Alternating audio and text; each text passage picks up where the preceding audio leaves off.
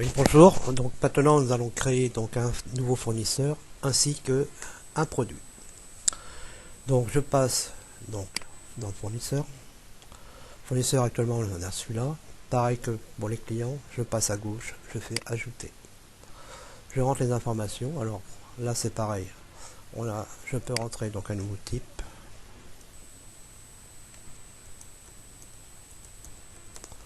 Grossiste. Le titre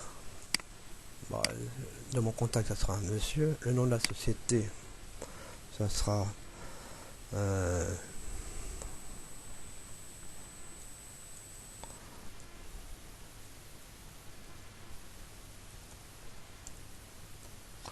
par exemple DDSRL.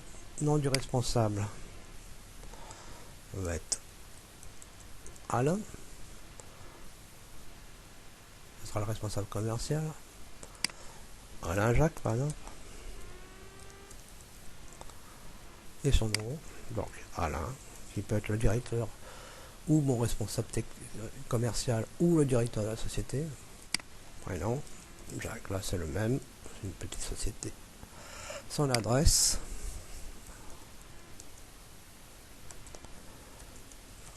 Allez, par exemple, rue de l'Église. Tout ça, à Toulon, par exemple.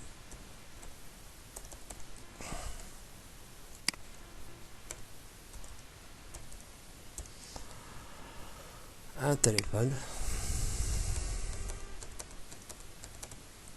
Voilà. Si j'avais un poste, je pourrais mettre le poste, son numéro de fax, le numéro de TVA et un email, par exemple.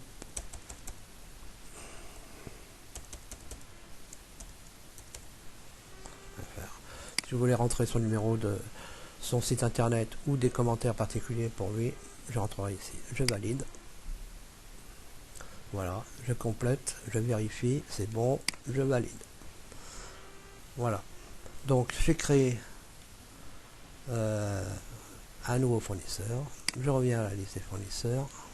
On a bien maintenant ces deux.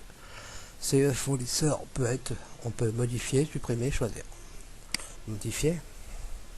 Donc là je choisirai les champs que je veux modifier et que je valide. On me dira que les modifications ont été apportées. Je reviens au listing des trucs. Supprimer. Là on va me demander si je veux supprimer vraiment ce fournisseur. Je reviens à la page précédente et choisir. Si je choisis, je peux faire, en choisissant ce fournisseur, je peux lui faire, j'accède donc à faire un bon de commande pour ce fournisseur, une demande de prix pour ce fournisseur, ou voir ses bons de commande. Demande de prix, c'est-à-dire que je vais envoyer un email à ce fournisseur en lui demandant le prix pour tel ou tel autre article qu'il diffuse. Bon voilà. Donc je reviens donc à mes fournisseurs. Maintenant j'ai DD SARL va me fournir par exemple des vis. Donc je vais créer un produit. Alors ce produit, je clique sur produit. Le produit, alors pour vous montrer quand je suis ici, que je clique sur produit, s'affiche ma liste des fournisseurs. Donc je vais choisir DD SARL. Voilà. Il n'a pas de produit actuellement référencé, donc on va lui faire un ajout rapide. Donc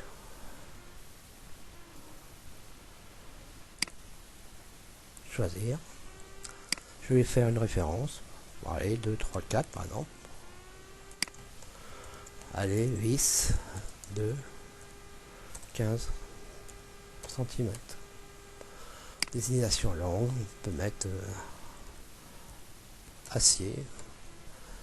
Tac, je pourrais rentrer plusieurs informations longues sur un format de texte. Alors, prix d'achat. Alors, le prix, on peut le rentrer de deux manières. Soit le prix d'achat hors taxe que je paye à mon fournisseur avec la marge, avec mon pourcentage de marge, soit le prix de vente hors taxe que je vais faire sur mon produit, avec la remise fournisseur. C'est l'un ou l'autre. Donc là, par exemple, je vais dire, je l'achète 1.20, 1.2 euros. Je mets une marge de 30%. Est-ce que je vais gérer mon stock? Oui. Bon, mon premier stock, je définis un premier stock de départ, par exemple de 15 pièces. Okay. Il aura une TVA de 20%. Les unités de produit seront quantité et ça me servira pour de la vente de marchandises. Je fais valider. Valider. Donc maintenant, dans mes produits, chez DDSRL, j'ai bien les vis. Et comme on l'a vu précédemment dans la première partie, vous avez donc le prix d'achat hors taxe, le prix de vente hors taxe, le prix de vente TTC, la TVA qui a été appliquée. C'est coché ici, donc on gère le stock. Il y a un stock de 15 pièces. Et la valeur du stock hors taxe est de 18 €.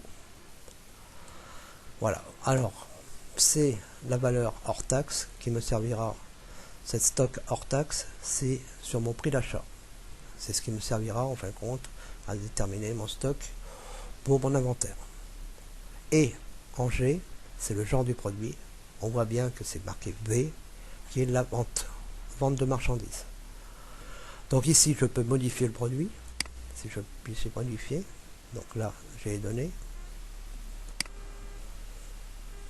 Je reviens à lui. Je peux supprimer ce produit ou dupliquer ce produit. Par exemple, je vais le dupliquer pour essayer. Je vais dupliquer ce produit. Sur quel fournisseur? Par exemple, le fournisseur de démo ici. Alors, donc, à la limite, les références ne changent pas. La désignation courte ne change pas. Ce qui peut changer, vu que c'est un autre fournisseur, c'est son prix d'achat. Donc là, par exemple, il me fournit lui à un prix 5. Moi, je ferai 25% de marge. Je gère aussi le stock. Et chez ce fournisseur, j'ai 45 pièces actuellement. À 20%, c'est de la quantité, etc. Validé. Je valide. Je reviens à mes articles. Donc maintenant, chez DD, si je regarde mes produits, donc chez DD, j'ai les vis avec une valeur de stock de 18 € par exemple. Hein. Et chez mon fournisseur démo, j'ai des vis aussi avec un stock de 45. Voilà.